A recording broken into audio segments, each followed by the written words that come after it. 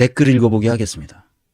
박사님, 내각제라면 기절초풍하는 진보진영 지지자들이 일본식 내각제와 독일식 내각제의 차이점을 설명해 주셔야 할 것 같습니다. 이재명 대통령을 만들고 싶은 열망으로 기다리는 모든 이들을 위해. 네, 잘 알고 있습니다. 이전 강의에서 여러 번 내가 내각제와 관련돼서 선거제도와 관련돼서 우리가 해야 할 일이 뭐라는 거를 얘기했죠. 나는 내각제주의자라고 이전 강의에서 처음부터 나는 내각제주의자다. 내각제로 가야 온전한 민주주의가 된다. 그 얘기를 했습니다. 대통령 중심제는 기본적으로 그 이명박, 박근혜, 문재인, 윤석열 같은 이 흐바리 같은 놈들이 대통령이 될 수도 있기 때문에 대통령 중심제는 위험한 제도다, 이거는. 언제 문재인 같은 놈이 나타날지, 언제 윤석열 같은 놈이 나타날지, 언제 이명박 같은 이 사기꾼들이 나타나서 국가를 망쳐먹을지 아무도 모른다는 거예요, 기본적으로. 그래서 그렇게 하면 안 된다. 그렇게 하면 내각제를 해야 되는데, 내각제를 하려면 권력구조의 특징을 이해해야 돼요. 내각제가 민주주의 정신을 실현하는데 대통령 중심제보다도 좋은 정치제도인 것은 분명합니다. 그래서 내각제를 해야 된다는 거예요. 그런데 내각제를 하려면 내각제를 위한 전제 조건이 무엇인지를 아는 것이 훨씬 중요합니다. 그런 시민들의 정치의식이 제일 중요하죠. 5가지를 제가 항상 얘기합니다. 내각제를 하려면 5가지가 돼요. 정치교육을 정상화해야 됩니다. 학교에서 정치교육을 못하게 돼 있어요. 그래서 선생님들이 정치적 금치산자처럼 돼 있어요. 정치 얘기를 못하게 하니까. 그리고 정치에 교사들이 참여할 수 있도록 해야 돼요. 그 시대, 그 지역에 있어서 교사들만큼 이 평균적인 인텔리전트 레벨이 평균적으로 다 고르게 되어 있거든요. 물론 그렇지 않은 이상한 선생님도 가끔 있지만 저기 40만 우리 국민 중에 한 40만 선생님들을 생각해 보면 그렇게 인텔리전스 레벨이 있다는 게 지적 수준이 평준화되어 있고 그분들은 아이들을 가르치는 것이 좋아서 교사가 된 사람들이잖아. 그러니까 그들도 정치적 피선거권을 정치적 권리를 향유할 수 있도록 해줘야 된단 말이야. 그러니까 선생님들이 출마해서 나올 수 있도록 해줘. 독일 의회 10%는 선생님이야. 독일 의회 전체 하원 의원들 뽑는데 약 10%가 선생님들이야. 내가 살던 기센 도시의 그 시장이 선생님이었어. 지금은 아니야, 지금은. 선생님 출신이야. 교사 출신이야. 그리고 교사 출신들이 많아, 그 지방의회는. 그러니까 선생님들이 그 수요일, 목요일 뭐 이런 때 저녁에 의회를 열어. 선생님들이 얼마나 그냥 지역 주민들보다 평균적으로 높은 수준의 지적 수준을 가지고 있고 자기가 사는 동네에 잘 살도록 좋게 하기 위해서 얼마나 그 에너지를 쓰고 능력을 쓰고 그럴 거 아니야. 그러니까 그러니까 기초자치단체에는 선생님들이 자원봉사거든. 거기는 의원들에게 급여가 없어요. 다 자기 직장에 있는 사람들이 자원봉사로 나가는 거니까. 다 급여가 없어요. 이제 들어가고 나가는 데 필요한 거마비 조금은 있겠죠. 수당 같은 거. 다 자기 직업이 있는 사람들이니까. 그 선생님들이 그걸 한단 말이에요. 그러니까 정치교육이 정상화가 돼 있죠. 당연히. 교사들을 완전히 정치적 금치산자를 만들어 놓고 이 나라가 어떻게 제대로 민주주의가 성립되겠어요. 이걸 빨리 고쳐야 돼요. 그다음에 2번째는 국민 반환 또는 시민의회 둘이 다 같은 의미예요. 방식이 조금 다르다 뿐이지 시민의회 제도나 국민 반환 제도나 직접 민주정을 한다는 데 있어서는 똑같아요. 이거는 추미애가 또 그걸 강조해. 이렇게 돼야 된다. 장기적으로. 사실 직접 민주정 진짜 필요해요. 의회 민주주의에 의회의 폭거를 막을 수 있는 견제와 균형의 장치가 없어요, 지금. 의원들이 자기 스스로 입법을 해서 자기네들의 이 복지 이런 걸 자기네 특권 이런 것들을 막 만들어 법으로 자기네들이 자기네들을 위해서. 그거는 완벽한 제척사회거든. 그런 건 누가 만들어야 됐냐? 의원인 손 떼라, 너희들은. 국회를 운영하는 방식, 국회의원들의 특권, 국회의원들의 보수, 국회의원들의 그 삶의 질을 누가 결정해 주냐? 국민이 결정해 주더라고요. 그래서 국민 발안제, 시민의회 제도를 반드시 넣어서 의회 제도와 이 직접 민주정 사이에 견제와 균형이 일어나도록 만들어야 돼. 그래야 스위스 같은, 스위스는 직접 민주주의가 잘 작동하는 거잖아요. 연방이든 이런 커뮤니티든 다 직접 민주정에 의해서 정책 결정도 그 주민들이 직접 하고, 그것을 집행하는 것은 그 집행부가 있으니까, 정부가 있으니까 정부에서 하고, 이런 것이 아주 발달돼 있거든. 그러니까 스위스가 독일보다도 월등히 잘 사는 이유가 거기에 있어요. 그리고 세 번째로 연방제 수준의 국토민주화가 일어나야 된다. 국토가 민주화돼 있지 않아. 서울과 수도권에 모든 것이 몰려 있어. 이게 분권화의 핵심이야 그랬어요. 연방제 수준의 국토민주화. 그래서 내가 늘 얘기하지만 독일은 중앙도 없고 지방도 없어요. 다 그냥 중앙이고 다 지방이야. 그게 중앙을 만들어 놓으면 어떤 문제가 있느냐? 다 중앙으로 몰려. 거기에 없는 게 없으니까 사람들이 거기 살기 좋게 만들어 놓고 뭐 해놓고 다 거기를 모이는 거야. 그렇게 하지 말라는 거예요. 심지어 스위스는 연방 국가이지만 26개 칸톤이라는 각 주, 우리로 말하면 그걸 스위스 사람들은 칸톤이라고 부르는데, 그것이 별도의 국가성을 가지고 있고 별도의 각 그 조그만 나라가 26개를 쪼개져 가지고 각 법률이 다 달라, 주마다.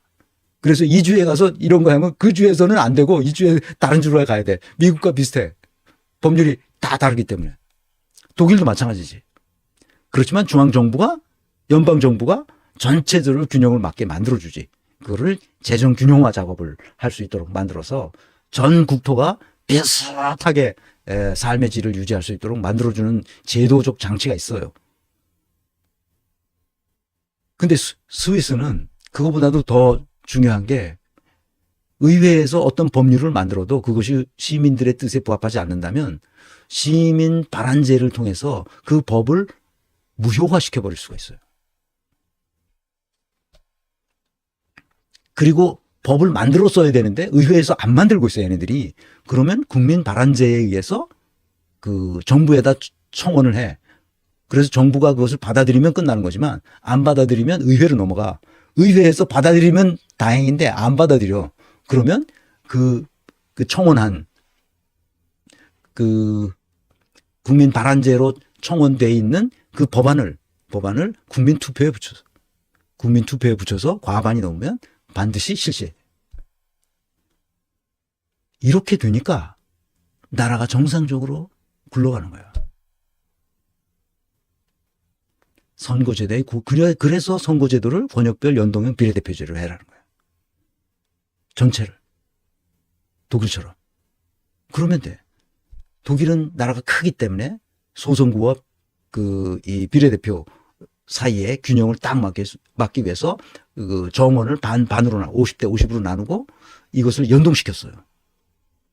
그래서 생기는 문제가 이제 이 오버항이라고 그래가지고 초과 의석이 생기는 문제가 생기는데, 그것도 이제 그 독일 사람들이 너무 심하다 그래가지고 그것도 확 줄여놨어요. 그러니까 우리는 초과 의석 같은 거를 주지 않는 방식으로도 얼마든지 권역별 연동형 비례대표제를 할 수 있거든요. 그렇게 하면 돼요. 그걸 왜 하느냐? 지금 국회의원들 이놈들의 자기 이익이 달려있기 때문에 그걸 안 하는 거예요. 만약에 현재에서 내각제를 하면 일본식 내각제가 되는 거예요. 엉망진창이 되는 거지. 연년세세. 그 문희상이 자기 아들한테 지었고 물려주는 거잖아. 그런 것이 일반화될 수 있어. 문희상이 자기 아들 지었고 공천 주라고 공관위에 뭐 얘기했다는 거 아니야? 그래서 공천을 줬어. 달라고 하도 그래 공천을 줬어. 그래서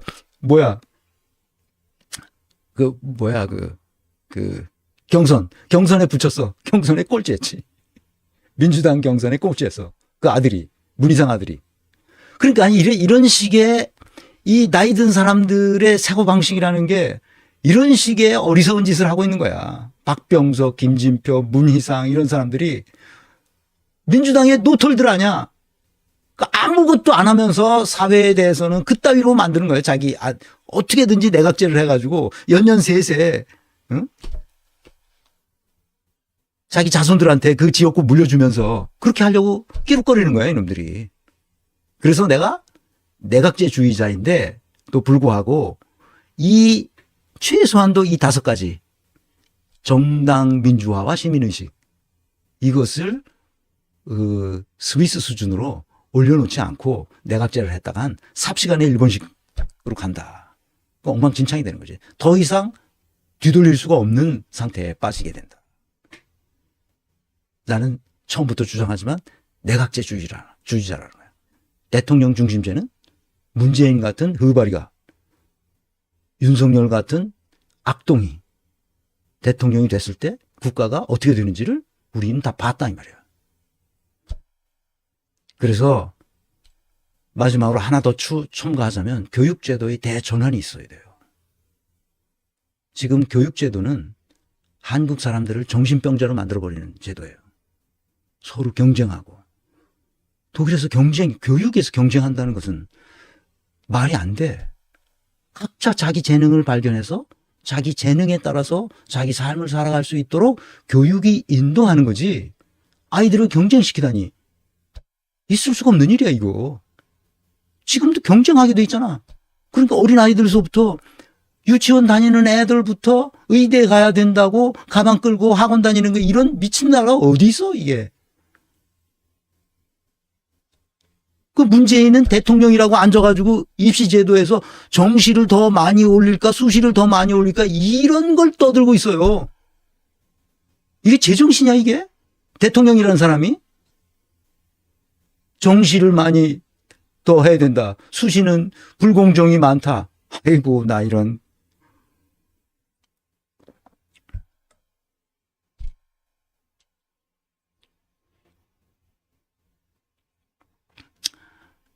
두 번째 댓글입니다.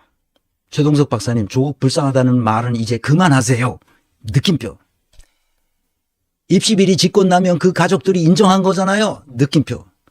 죄가 있는 건데 그 죄값보다 심하게 받았다고 불쌍하다고 하시는데 그런 죄를 저지를 위치에 있는 자로 그것을 악용한 것, 그것은 일반 국민들은 저지를 수 없는 비리입니다. 달게 받는 게 맞습니다. 느낌표.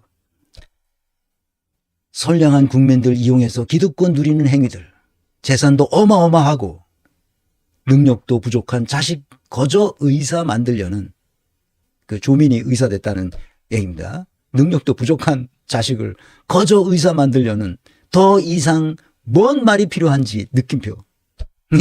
이분이 내가 불쌍하다 그러니까 쌍뿔 나는 것 같아요. 조국 불쌍 이딴 말 그만하시길. 정작 국민들이 더 불쌍하고 먹고 사는 것도 힘든데 언제까지 저들 기득권에게 이용만 당해야 하는지 깨어나지 못하는 국민들이 안타깝네요. 느낌표. 이분의 심정을 내가 아주 120% 이해합니다. 맞는 말이죠. 이제는 공직자가 되었으므로 가차없는 비판을 해야 합니다. 조국의 잘못된 부분은 앞으로 내가 지속적으로 질문할 겁니다. 질문에 조국은 대답해야 돼요. 오늘도 질문이 있습니다. 조국은 내로남불의 아이콘이 되었다는 말은 수도권보다는 영남권이 훨씬 더 심각하다는 것을 내가 알았어요. 내가 한국은행 부산 출신 아는 사람, 한국은행 출신 나 잘 아니까. 내가 그래서 얘기를 했어요. 그게 어떠냐. 그러니까 한 사람하고 얘기한 게 전체를 반영할 수는 없죠. 그러나 부산 사람으로서 이제 은퇴해가지고 부산에 가서 자기 고향에 가서 사니까 대충 분위기는 알 수 있잖아요. 그래서 얘기를 했는데 조국은 내로남불의 아이콘이에요. 내로남불. 말은 그럴듯하게 하는데 뒷구녕으로는 다 자기 애들 빼가지고 가르치고 그래서 이것저것 부모들 상류층 부모들하고 품앗이 해서 이렇게 했다는 거죠. 내가 그 조민이 그렇게 활동한 시기가 그 부모의 그 부모 찬스를 써가지고 그렇게 활동한 시기가 2007년부터 2009년 그 사이라고 그래요. 내가 2009년에 한양대학으로 갔잖아요. 그러니까 2009년에 거기 가서 그 아너스 프로그램이라고 과학 분야 영재성 있는 아이들을 한양대 입학한 아이들 중에서 골라서 별도로 가르치는 프로그램을 진행했는데 내가 다 그 인터뷰해서 뽑았거든. 그때 내가 알았어요. 이 입시 제도가 얼마나 엉망진창인지. 거기 그 내가 인터뷰하면서 걔네들이 어떻게 했니? 내가 속속들이 다 질문하잖아요. 그때 RNE가 있다는 것을 알았어요. RNE가 뭐냐? 대학 교수들한테 가가지고 실험을 하는 거예요. 조미는 저기 과학고등학교가 아니라 외국어 고등학교잖아요. 외고를 나왔다 그러잖아요. 근데 외고인데 의과대학을 간 거예요. 그러니까 외고에서 의과대학 가는 건 굉장히 어려워요. 과학고등학교에서도 의과대학 가는 것은 쉽지 않고 실제로 과학고등학교에서 국비로 다 공부한 애들이기 때문에 의과대학 진학을 억제해요. 못하게 돼 있습니다. 근데 어떤 편법을 써서 의과대학을 가는 애들이 많이 있는데 하여튼 그러니까 얘네들이 그 과학고등학교 다니면서 R&E 같은 걸 막 해요. R&E가 뭐 리서치 앤 에듀케이션이라고 그래가지고 그런 이제 그 대학의 교수들 실험실에 가가지고 뭔가 거기서 시다발이 하면서 거기서 뭐 논문을 같이 썼다. 그래서 논문 발표하고 막 자기 이름도 논문에 들어갔다 그러면서 논문을 나한테 보여주고 막 그러더라고. 인터뷰할 때. 아니 고등학생이 뭘 거기 가서 그렇게까지 하냐. 난 그때 그런 걸 이상하게 생각했어. 아니 뭐 그런 게 있나 보다. 그땐 그렇게 넘어갔지. 근데 이번에 조문이 한 거 보니까 뭐 그런 거야. 어? 외고 다니는 애가 과학고등학교 다니는 애도 아니고 교수 연구실에 가가지고 교수하고 같이 뭐 시다발이 해주고 논문 같이 이름 올리고 그래서 그 자기 실적이 되잖아. 그러니까 의과대학 들어가는데 아주 도움이 된다. 뭐 그런 얘기 같아. 내가 그걸 알기 때문에 아니 조민도 그렇게 하는 모양이다. 다 그렇게 하니까 좀 있는 집 애들은 다 그런 걸 가지고 이 경력을 쌓는 거야 이게 다. 아니 뭐 그 없는 집 애들은 그거 할 수가 없잖아. 아는 사람이 없으니까 누가 아는 사람을 통해서 거기 들어가야 되는데 그런 그 경력을 하나 해야 되는데. 그래서 아이 뭐 다 그게 일반화돼 있고 관행적으로 다 그렇게 하고 학교가 그렇게 하는 걸 허용하고 있고 그게 뭐 불법이냐? 응? 그거 가지고 뭘 그러냐? 나는 그렇게 생각했어요. 그런데 법원에서는 뭐야? 철퇴를 가한 거 아니야? 이거 다 불법이다. 이거 다 범죄행위다. 나는 이번 그 4월 10일 총선을 통해서 확실하게 다시 한번 더 느꼈어요. 호남에서는 조국당에 많은 표를 주었지만 영남에서는 상대적으로 적은 득표율을 보인 이유를 알았어요. 내가 그 통화하면서 내 친구 통화하면서 조국이 너희들 쫄았지? 뭐 그다음에 또 뭐라는데 내가 그 사투리 내가 따라하지 못하겠는데 너희들 쫄았지? 또 뭐 그마 치아라 막 이런 거 이런 게 무슨 그것만 안 했어도 부산에서 3명 국회의원 현직 국회의원이 1명으로 줄지는 않았어요. 적어도 여론조사에 의하면 9명까지는 부산에서 민주당이 승리할 것이라고 예상이 됐었잖아요. 여론조사로. 그런데 1명이 됐어요. 그거는 누구 때문이냐? 조국 때문이에요. 조국 때문이에요. 두 번째는 문재인 때문이에요. 문재인이 숟가락 얹어서 자기도 뭐 공헌한 것처럼 얘기하려고 그러는데 싹 다 망했습니다.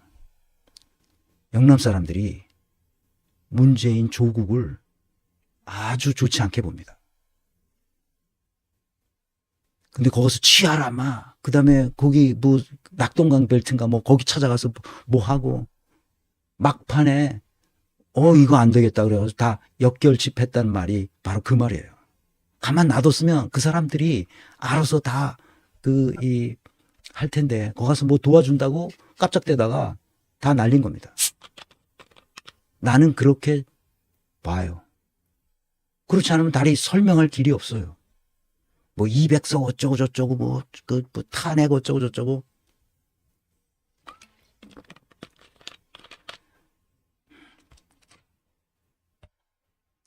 그 설레발 까는 게 아닙니다. 그렇게.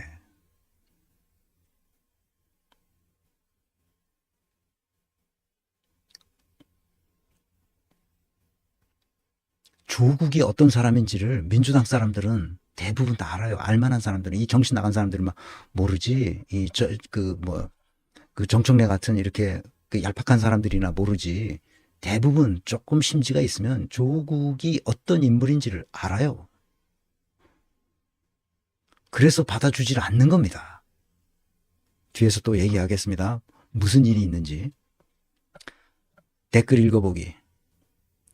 어제까지는 이재명 칭찬에 이제부터는 조국을 넘어, 추미애를 넘어 조국 되돌리기 왜? 그리고 대선인데. 이 사람은 내가 이재명을 예전에 이재명을 칭찬했잖아요. 근데 갑자기 이재명이 대선에서 그 선거 전략이 잘못됐다. 몇 가지 실수를 했다. 그래서 표가 많이 떨어졌다. 이제 그런 얘기를 했어. 그랬더니 어제까지는 이재명 칭찬하더니 이제부터는 추미애를 넘어서 조국까지 칭찬한다. 그런 얘기야. 그리고 대선인데 이제 이재명을 깎아내릴 건가? 그런 얘기를 하고 싶은 거죠. 이런 사람들은 표피적이고 단세표적인 생각을 해요. 그러니까 평생 이렇게 생각하는 거야. 그 내 강의의 맥락을 전혀 이해하지 못한 대표적인 사례가 이런 사람들이에요. 그러니까 이런 사람들은 와서 내 강의를 들을 필요가 사실 없어요. 내 강의를 들으려면 반드시 컨텍스트를 이해해야 돼요. 많이 듣는 거 내가 좋아하지 않습니다. 중요한 것은 내 강의를 이해하는 게 중요해요. 텍스트에는 반드시 컨텍스트가 있어요. 컨텍스트를 이해 못하면 그냥 텍스트 겉표지만 꼭 따라다니는 거예요. 이렇게. 내가 항상 얘기죠. 이재명만한 정치인을 이 시대에 발견하기가 어렵다. 누가 있다면 나한테 알려줘라. 그럼 내가 코딩해보고 다 조사해야 되거든. 다 사건, 과거의 사건들을 다 조사해서 이 사람이 뭘 했는지를 보면 알 수 있거든. 이재명 잘못한 게 있어요. 추미애는 잘못한 게 없나? 있지. 그렇지만 전체를 다 따져보면 그 삶을 쭉 보면 추미애도 상당히 괜찮은 사람이에요. 정치인으로서.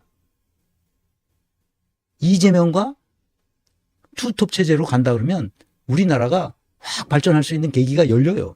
내가 보기엔 그래. 조국은 왜 그러냐? 조국은 기본적으로 과거를 조사해 들어가면 말이 안 맞는 짓을 많이 했어요. 그래서 나는 조국을 까는 거예요. 그 조국은 위험한 사람이기 때문에 항상 예의주시해야 된다. 이렇게 생각하죠. 그 추미애는 시민의회, 그러니까 그 국민 발안, 이 제도를 만들어서 의회의 독점적 체제를 견제해야 된다. 그러니까 의회가 독점적으로 180석이나 뒀는데도 아무 일도 못한 것은 그건 아주 예외적인 케이스예요. 빠가사리들이 친문 세력이라는 빠가사리들이 있었기 때문에 전해철 같은 애들, 홍익표 같은 애들 그런 애들이 있었기 때문에 아무것도 못하고 있었던 거지.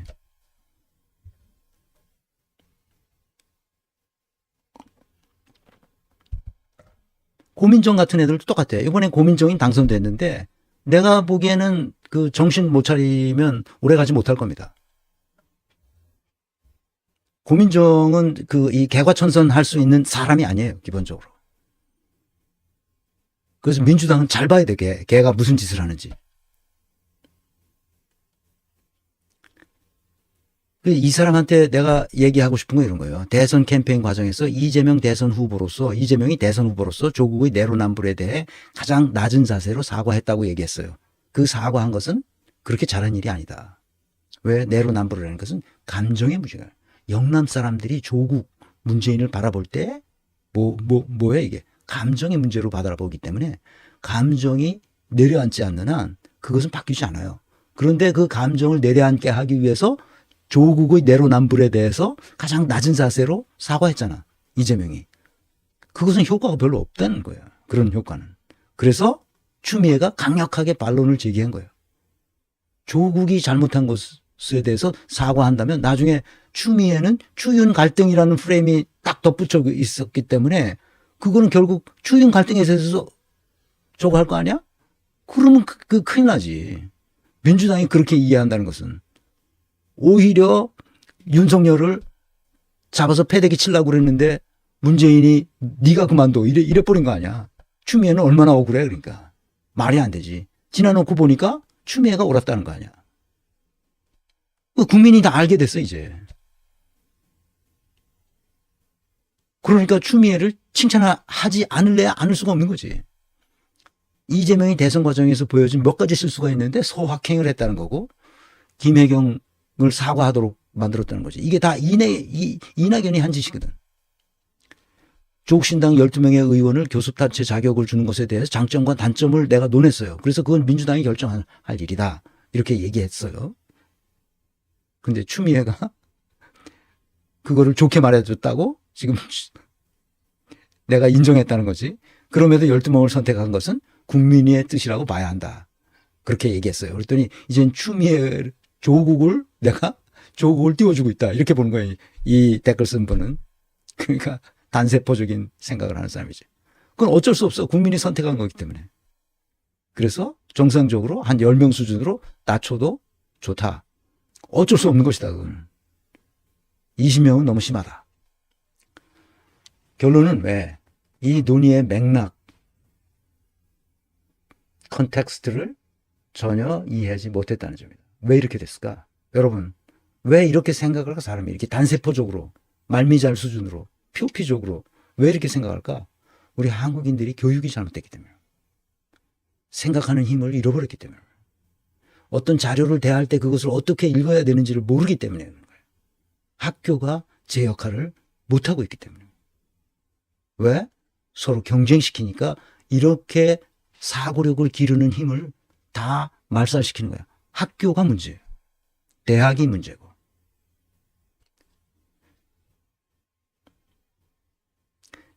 국회의원 단 1%, 3대가 국방의 의무를 한 집안은 병역 명문가라고 합니다.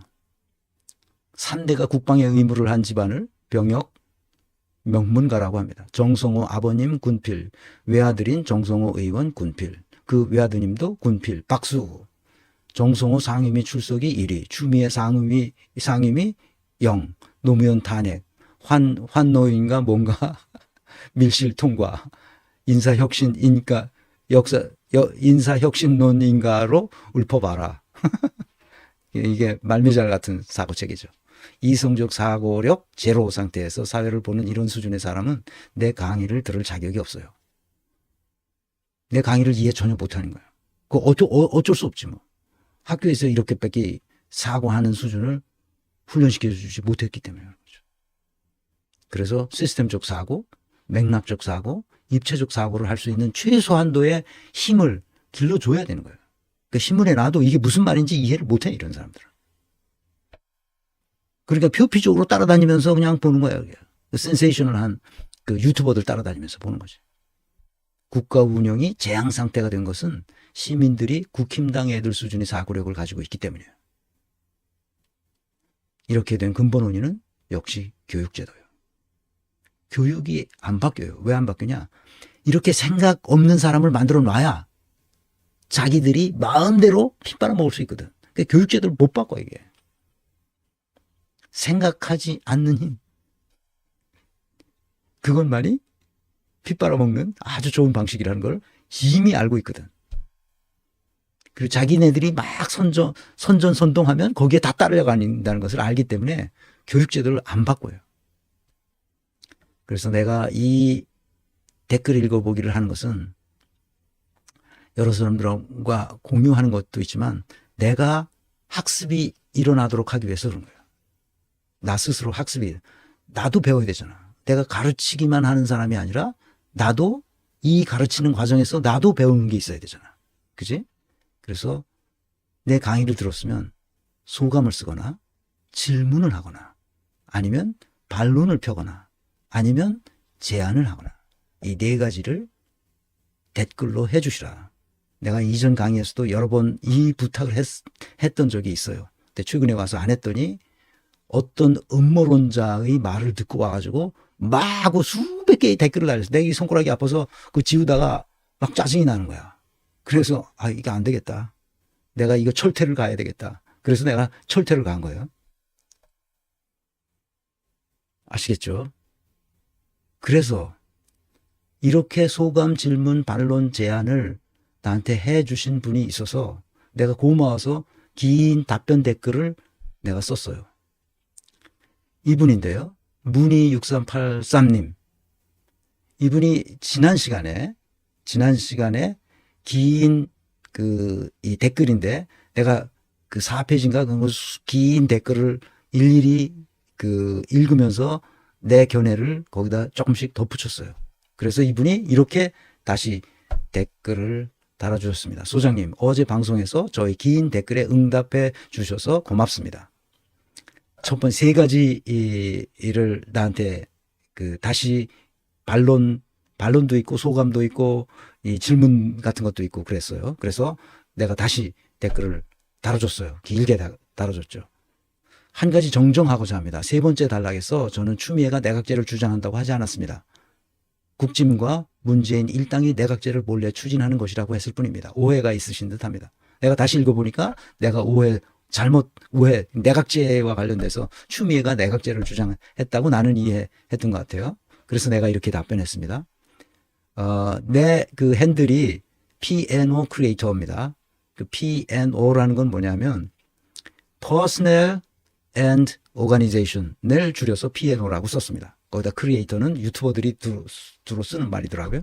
그래서 PNO는 너무 짧아서 PNO 크리에이터라고 제가 하고 제 답변을 썼습니다. 아, 그랬군요. 내가 오해한 부분이 있는 것 같습니다. 미안합니다. 그리고 계속 두 번째 대답을 이분이 해주셨어요. 문희라는 핸들을 쓰는 분인데 문재인 유시민 실체 관련 과거 그들의 변절을 탓하는 것이 아닙니다. 과거를 숨기고 현재 민중을 속이고 있다는 현재 민중을 속이고 있다는 게 엄청난 폐악이 아니라 폐악인데 그런 사실을 사람들이 도무지 납득하지 못한다는 것입니다. 그들을 민주주의 마지막 보루로 여기는 듯합니다. 그런 일반인의 마음까지 보지 못하시니 안타까워서 드린 말씀이었습니다. 그러니까 아니 그 사람들이 나중에 다 변절해가지고 밀정으로 뿌락지로 그렇게 행동했었던 사람 아니냐. 근데 이제 와서 그걸 다 숨기고 마치 이 민주주의의 보루인 것처럼 그렇게 하는 것은 옳지 않지 않느냐. 그런 얘기예요. 그래서 일반인들의 마음까지 보지 못하시니 안타까워서 드린 말씀이었다는 거예요. 내가 그때 좀 뭐라고 했잖아요.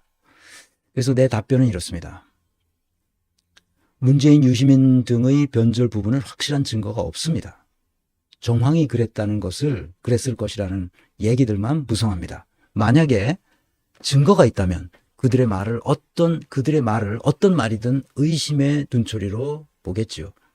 때로는 신뢰할 수도 없었겠고 그만큼 우리 사회의 인플루언서의 지위나 방송사의 토론 사회자 등으로 활동하는 것도 어려웠겠죠. 특히 유시민 같은 경우죠.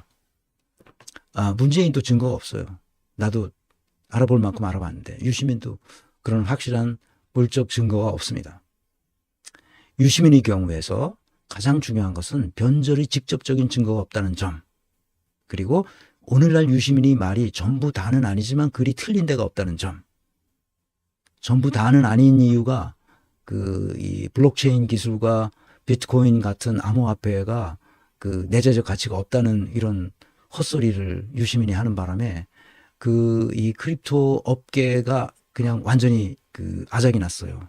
유시민이 말 한마디가 엄청 사회에 파장이 큰데 잘못된 말을 함으로써 우리 사회의 산업 자체가 크립토 업계가 상당한 타격을 받았어요. 그러니까 유시민은 독일에서 경제학을 공부했는데 정통 경제학을 공부했다고 하면 크립토 세계를 이해하지 못하죠. 그러니까 이해하지 못하는 말은 자기가 뭘 모르고 있는지를 모르고 떠든 거죠. 그게 문제예요, 유시민은. 그런데 대부분 틀린 데가 없어요. 그런 결정적인 삑사리 말고. 그러니까 이렇게 머리 좋고 반짝반짝 하는 사람들은 삑사리를 내. 그러니까 유시민도 마찬가지고 김어준도 마찬가지야. 삑사리를 내서 그게 큰 삑사리가 나기 때문에 사회 전체가 휘청한다고 막. 그러니까 유시민은 이런 건 정말 문제죠.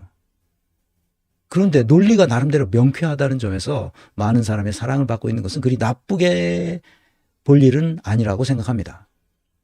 그런데 이전에도 몇몇 사람들이 유시민 등의 변절했다는 사실을 인정하라고 나에게 강요하는 것은 옳지 못하다는 것을 분명히 했습니다.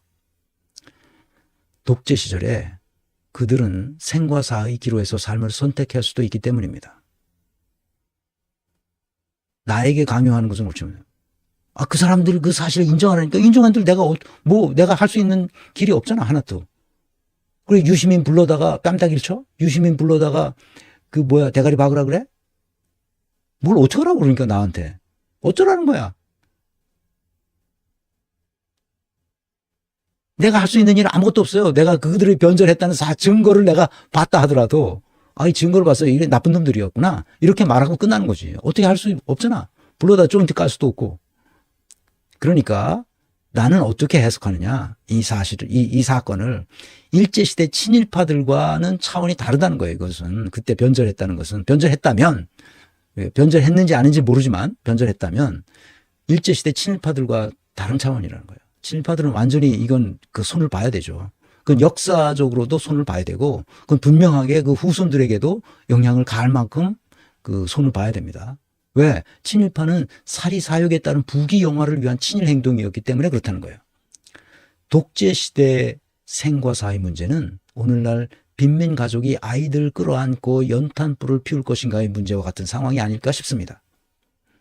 이재명이 가난 때문에 자살을 시도했다가 살기로 결심한 것과 유사한 상황을 독재자의 고문 앞에서, 즉 생과 사의 기로에서 동료들을 대부분 거짓말로 고자질하고 삶을 선택했다는 것으로 전해지고 있습니다. 어디까지가 진실인지 알 수 없지만 나는 그들을 함부로 재단해서는 안 된다고 생각합니다. 물론 변절한 후 외국 유학을 다녀와서 교수 노릇을 하는 사람도 내가 알고 있어요. 그렇지 않은, 그 사람은 이미 돌아가셨어요. 그렇지 않은 사람들 중에는 김근태 같은 사람도 있죠. 끝까지 버티다가 고문당해서 그 고문 후유증으로 평생을 고생하고 결국은 그 뇌동맥인가 뇌와 관련된 에서 고생하다가 돌아가셨죠. 독재 시대에 민주화 운동에 매진했다가 벌어졌던 일에 대해 너무 가혹하게 옳고 그름을 다투는 것이 과연 바람직한 것인가 생각할 지점이 있습니다. 우리 시대의 어쩔 수 없는 어두웠던 역사에 대해 옳고 그름으로 재단해서 어떤 처분을 내리겠다는 것인지 우리는 그들에게 아무것도 할 것이 없습니다. 다만 지금 여기서 우리가 역사적 교훈을 얻는 것으로 만족할 수밖에 없습니다. 세 번째 이슈입니다. 자기 정치. 정치인이 자기 정치를 하는 것이 당연하지 않느냐고 하시지만 시민의 입장에선 더 이상 자기 정치만 하는 사람들을 보기 싫은 겁니다. 그래서 조금이라도 말을 바꾸거나 다른 의도가 보이면 더 비판적이고 감정적이 되는 것 같습니다. 고맙습니다. 그래서 내가 마지막으로 답변을 이렇게 합니다. 자기 정치냐 아니냐의 문제보다 어떤 사건과 사회적 성취의 경중을 따져야 한다는 것입니다. 어떤 사건이 얼마만한 일이 사회적으로 영향을 미쳤느냐. 그래서 사회적 성취가 있었느냐 없었느냐. 이런 것을 경중을 따져야지 가십 정도의 것을 침소봉대하면서 이목을 끌려는 행태는 옳지 않다는 거예요. 네, 유튜버들이 지금 이런 짓을 하고 있잖아요. 그래서 내가 철퇴를 가하는 거예요. 이런 짓을 미래에 대한 예지력이나 무슨 촉을 가진 것으로 생각하는 것 또한 의미 없는 발상이라고 생각합니다. 사회적으로는 큰 사건이 벌어졌을 때 어떤 관점에서 바라보고 어떤 입장을 취하느냐가 중요하지. 그렇지 않아요? 그런데 누구 옆에 앉았느니, 누가 누구를 따라갔느니, 누구하고 친하니, 안 친하니, 이런 얘기를 하면서, 그러니까 이 사람이 적폐들하고 같이 뭘 했다. 아이고, 야. 그런 정신 나간 사람들이 있으니 참. 그래서, 이 문희,